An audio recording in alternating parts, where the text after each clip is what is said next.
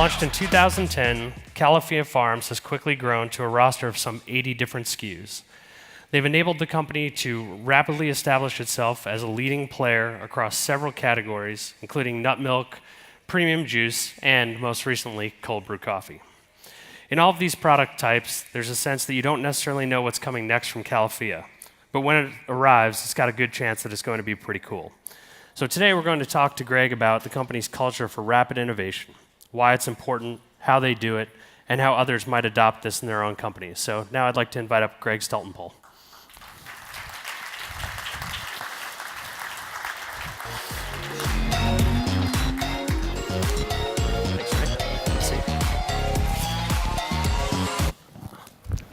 Thanks for joining us up here. Glad to be here. Thanks. And also, we're going to be taking questions from the audience, which info's on your agenda if you want to send up questions. I'm not really looking at my iPad here otherwise. So, let's start off with just kind of the character of Califia as a company and kind of how that drives all this innovation. Well, Califia has different characters, and it's, we have a brand first and foremost, so there's a kind of brand vision that unifies all the different aspects of the innovation. And then we're still, entrepreneurially driven, so we've got my own personality as part of the mix too, so it gives it, I'd say I've worked to try to keep a kind of artistic model of the auteur thing, so just like in films, the director can drive the vision of the movie all the way through to the finish. So there's a little bit of that in the character too, and then there's a lot of systematics to it that are a little drier. But I think the magic is just because we've got this combination of the artisanal sentiment, and then we've got some discipline and trying to develop some chops behind the back end of systematics. And how has that evolved as the company has scaled? I mean, you've been at this with Califia Farms for almost a decade now, and the scope of it has increased dramatically. Yet, you still managed to come out with new innovative products, even, again, going into cold brew coffee where, probably would have been, I don't know, maybe easier to stay on nut milk in a juice company. So how do you continue that? Well, part of it is, entrepreneurs have, I think, people sometimes don't fully understand the mind state. There's visionary aspects of what the world could be, but then there's also this kind of rock in the shoe quality where it just bugs you that something doesn't work or isn't good enough, and that's what's everywhere. So, what's cool about this crowd, and, it's like, I'm not here to create more competition for myself because there's already plenty of it, but I just think that the size of the pie is so big, there's a ton of room for lots of learning about how the, artisanally minded people who really have their eye on quality and a different set of what products could be available for everybody. So we call it better coffee for all, for example. Yeah. Well, I guess, talking to that size of the pie, I mean, it seems like there is just, certainly a never-ending stream of new companies and new products that are trying to get a piece of this pie. What's your own sense of, just to go on a little tangent, how far that goes? How big is the pie? Well, I think, you mean on the coffee side? Just on the coffee side, yeah. Yeah. And I guess, is some of that because this sort of, category that is cold brew, I mean, it doesn't exactly have a, legal definition, right? Right. Well, I think Dave, who was on earlier, gave a great presentation and kind of outlined, and I think he's probably got better dollars for data than I do. So I would say his roundup of the size of the pie was pretty accurate from the way we look at it. But I'd say there's more to it than that. I mean, I think you have to look at the combination of where the consumer is evolving to. So it's millennial, but post-millennial, the even younger. And so you got that huge, force of movement from the consumer side that is not being addressed by the way the coffee industry was structured. Then you've got the three big players arrayed against that. So you've got, Dave's part, they're independent in not being public, but, they've got the JAB group behind them. So JAB is really on the stage as peers with Nestle and Starbucks, I think, as the three more consumer-facing coffee forces. And a lot of them have retail at that backbone. So there's intrinsic aspects of coffee because of the retailing part of it that make it very dynamic. The second thing is coffee itself as a commodity is the largest by tonnage food commodity on the planet. It also happens to be one of the most complex foods from a molecular standpoint. So it's even more complex than wine. So there's a lot to work with there. And then you have the fetishism and all the other stuff that goes into the kind of culture of coffee. Then you've got this frequency and velocity of people's usage. And then it's one of the most functional drinks on the planet. So you just add all that up, and I say, there's a huge turnabout in the middle of where the food industry is today, and it's going to just keep on rolling for quite a while. So I guess shifting gears a little bit, another thing that's been kind of a key piece of what you've done with Califia Farms is the vertical integration. Right.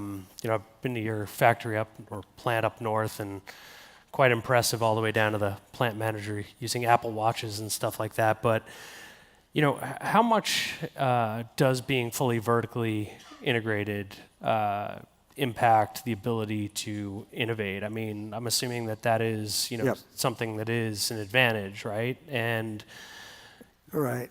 Is that, how scalable is that? Well, it's all,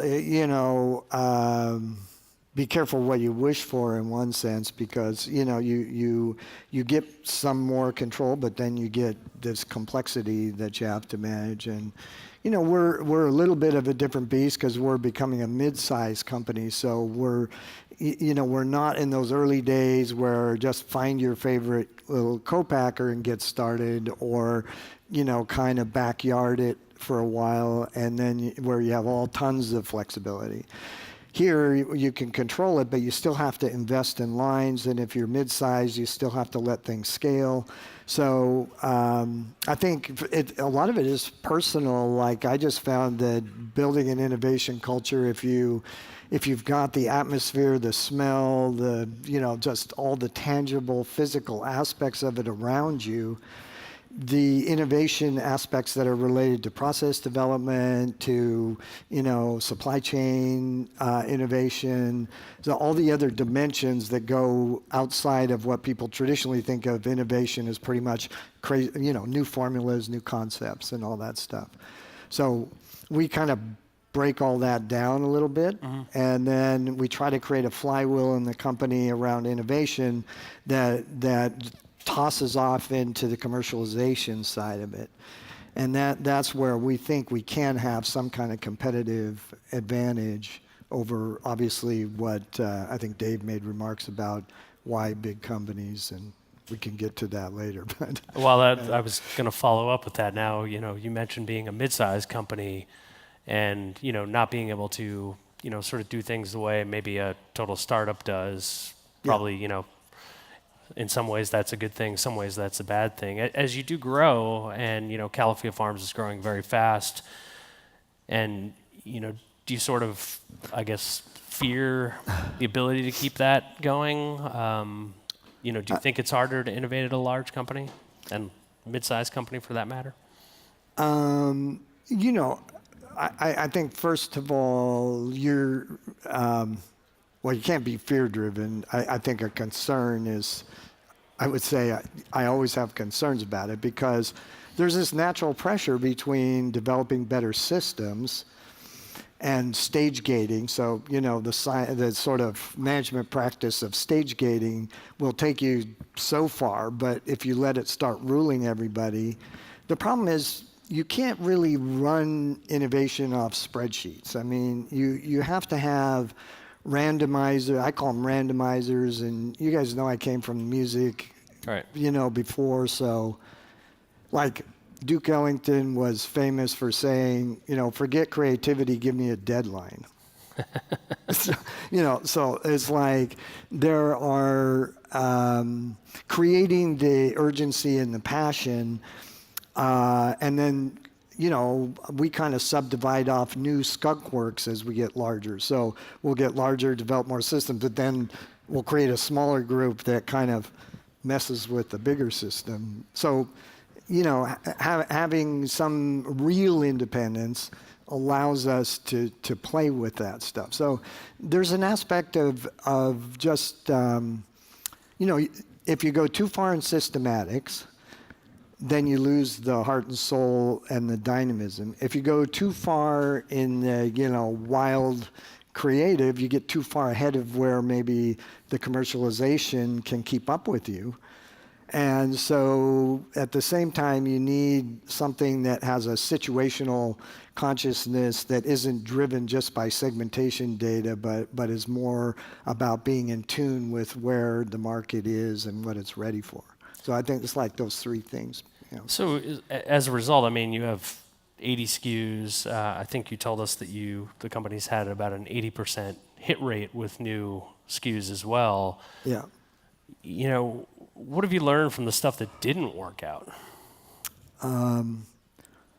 Well, I kind of feel like I learned nothing because you just try again. You can just find new mistakes to learn from. But I think I try to just be the consumer. That's really, I think when you go in the marketplaces, like why did I get into almond milk? Why did Califia, really get traction there? Is because at first, the milks that were out there that were plant-based wouldn't cream into coffee. I mean, they just coagulate. Right. And it was completely frustrating, and soy kind of overwhelmed the coffee notes. So part of it is just, striving for something better and sticking with it. And, from looking at the long-term industry, I think we need some companies who just don't roll up into these, big masses. And I think competitively, like JAB's model, as Dave was saying, they give him a lot of freedom. He doesn't have to coordinate around the donut side of the business or, other big aspects of JAB. They really have learned a lot about how to give more dynamic freedom to business units. So I think bigger organizations are getting smarter. I think the long tail of the market, the standard and the bar is way up there. Like you open a new coffee shop, used to be if you opened one in San Francisco, it had to be great. Now almost any big city, it's got to be really slick and well put together and have great sourcing too. And I guess you're saying that applies to just beverage brands starting up too, or? Well, I think the big thing is as the consumer gets more savvy, the front of the label, which is the promise, and it used to be, in the Mad Men age, the more you could sell a romance, regardless of what was behind it. So I look at it, the front of the label and the back of the label. So if the front of the label is all these promises and, the silver bullet for everything, and then the back of the label and the fine print is where you sort of find, it's like a credit card statement, Right. So, you've been in this business for a long time. I think, when did Odwalla start? 1980, around then? Yeah. What have you learned from some of the other innovative companies that you've been with in the past? And, how have you kind of incorporated that into Califia, all this time later? Well, I think, my biggest learning ground was always in the DSD part of it, to be honest with you, because, I probably spent, Odwalla at one point had 600 trucks, and we were serving, close to 20,000 outlets. So I don't even want to count how many, retailers I've been in and out of. So that trained me to spend much more of my time, at the retail shelf. And so I think being very close to providing solutions, and as you get to mid-sized company, you can't just innovate the product solution, you have to innovate the business model to get you there. And that's where, we're in a bit of a no man's land as a company, in that regard. It's pretty challenging because, we need to compete with the really big ones, but, you have all the little, the little ones doing really smart things now. And compared to 18 years ago when you guys started the first BevNet Live, the quality of packaging and the thoughtfulness of the products is way up there now. Well, I mean, you're doing that in multiple places in the store now too, right? So, Yeah. I mean that's different than other, businesses you've had in the past, right? Well, part of that's an anti-acquisition strategy. We're trying to be like a whack-a-mole, so no one. That makes you less desirable, I guess. Yeah. They're not. They don't know where we would fit in. Well, I'm sure. Yeah, Califia is very, very undesirable. What you're doing, of course. One of the things that you've said is that there's more to innovation than most entrepreneurs think, and this idea of kind of getting beyond the package and the format, the actual physical product that we see. I guess, can you explain what you mean by that? Yeah, we touched on it a little bit, and first of all, before I mean, saying Califia is desirable, thanks, I'll accept the compliment, but also I would say to people that, I always remember this quote by Kipling, and he said, if you meet outrageous success or devastating failure on the road, then recognize them both for the imposters they are. So, there's like success or failure are pretty temporal things, and the important thing is, to sort of keep your eye on where you're really trying to go. But when it comes to there being more to it, this is where, like supply chain, it was only this last year that we switched over to a complete direct trade model. So direct trade, I think, is the soul of coffee. And, I still find startups not doing that. And, smallholder farms are somewhere north of between 60 and 80% of the world's production comes from smallholder farms, and they're grossly underpaid. And coffee, I think, has about 20% of the world's small shareholder farms. So it's very important to make our pleasure and, the great things we get out of coffee, to share some of that. So innovating on where you get the product and how you get the product is a big part of the phrase, clear label. You're being clear about exactly how you're doing things. So then process innovation, we talked a little bit about that. And I think the consumer is getting like cold. You guys were all over, obviously, cold pressing. Sure. And I think cold pressing opened the door for all of this interest in exactly how, making it slightly differently. And then there's, actually breaking through on food science. And, so we tend to focus more on a whole foods approach, meaning whole ingredients.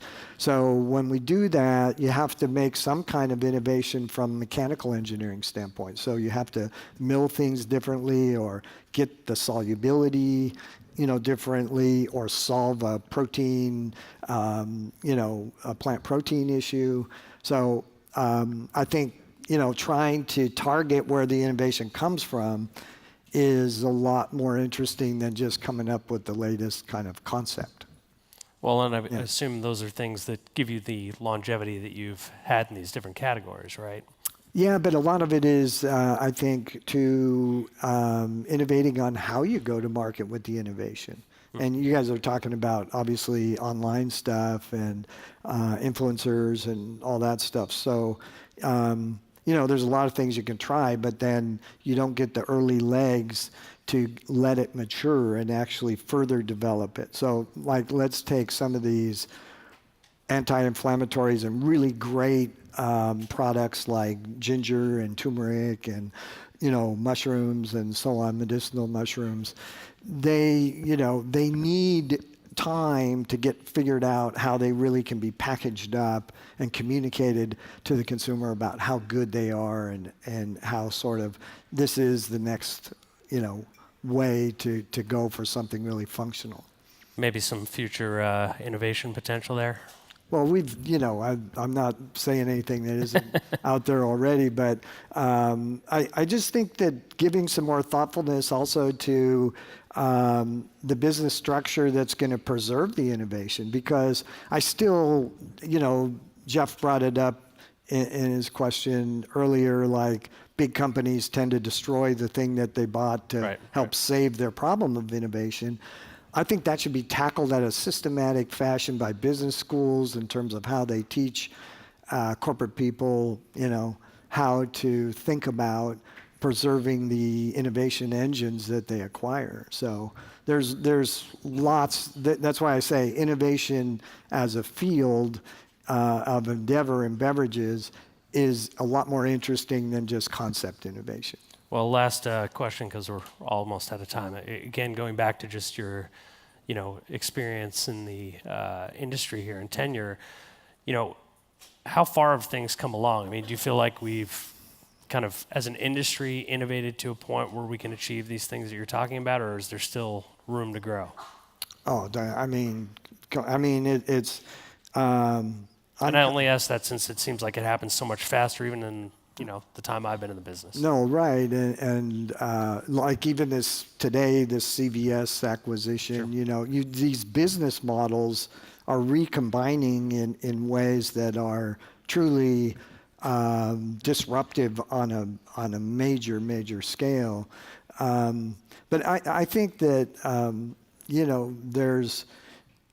it's a spiral evolution, and when you innovate with products for human consumption, you can't come up with these products that humans really haven't consumed. I mean, you can recombine them, but these are plants and in some cases animals for certain kind of companies. But in our case, we're fascinated by the potential of plants. And if you look at the traditional use of plants by native cultures for literally tens of thousands of years, that heritage has not been really, exfoliated for mass consumption yet.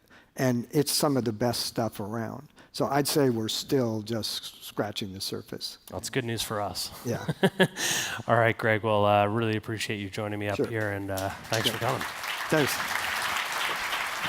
Thanks.